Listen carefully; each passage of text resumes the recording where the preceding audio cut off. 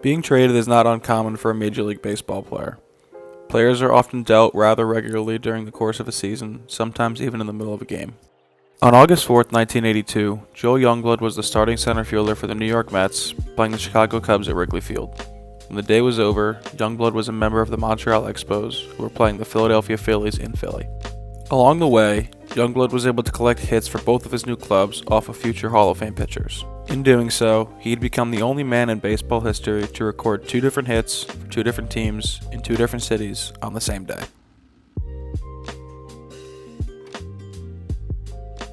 Joel Youngblood was no stranger to being traded. During his 14-year career, he was traded 3 separate times, with the third and final trade being his claim to fame.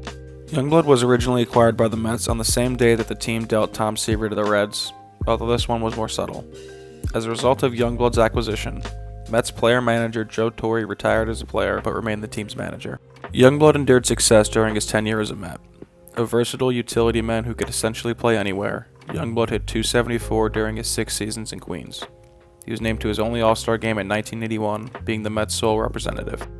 The following season, on August 4th, 1982, Youngblood's name was forever etched in the history books. The Mets were in Chicago to take on the Cubs, and Youngblood was manning center field. It was a day game, and Youngblood was penciled in to hit third for the visiting Mets against Cubs ace and future Hall of Famer Fergie Jenkins. After striking out to Jenkins in the first inning, he stepped to the plate in the third with 2 runners in scoring position and promptly drove them in by blooping a single into shallow left center field.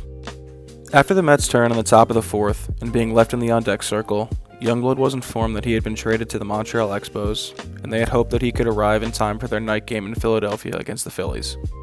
So Youngblood packed his bags and headed off for Philly to join up with his new club, but quickly realized that he had forgot his most prized possession, his glove, at Wrigley Field. So at that time, all my friends are right here in the dugout, and so I'm telling everybody goodbye and shaking hands, and I said, okay, and they said, okay, the only flight you can catch is 6:05. So let's just say 3 innings in Chicago, it's probably 2:30 already. I'm still in uniform. Now I have to go take a shower, pay my incidentals, go get a cab, go to the hotel, pack my bags, get back in a cab, and on the way to O'Hare Airport, I realized I left my glove on the facing of Wrigley Field. So I used the same glove for 14 years, so I said, we got to go back.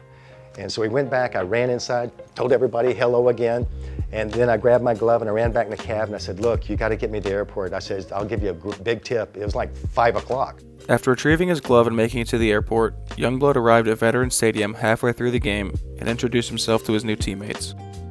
He was welcomed to the team by immediately filling in as a defensive replacement in right field in the bottom of the 6th inning. When the top of the 7th rolled around, Youngblood was scheduled to hit third against future Hall of Famer Steve Carlton. Although he was tired and exhausted, Youngblood was no stranger to Carlton. They had been facing off for years in spring training when Youngblood was a minor leaguer, and Carlton always got the best of him. When Carlton didn't pitch on the road games, when he was in Clearwater and we were in Tampa, he used to come over to Tampa all the time and pitch the minor leaguers for his work.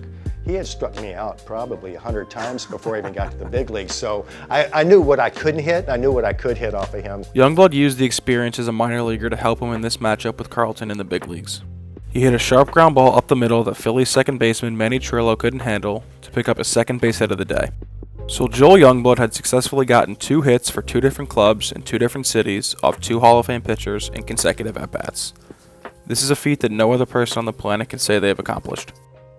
Youngblood would play the rest of the 1982 season out with the Expos and sign a free agent deal with the Giants, where he would spend another 6 seasons. He'd play his 14th and final season with the Cincinnati Reds in 1989, the same team that originally drafted him and where he played his rookie season.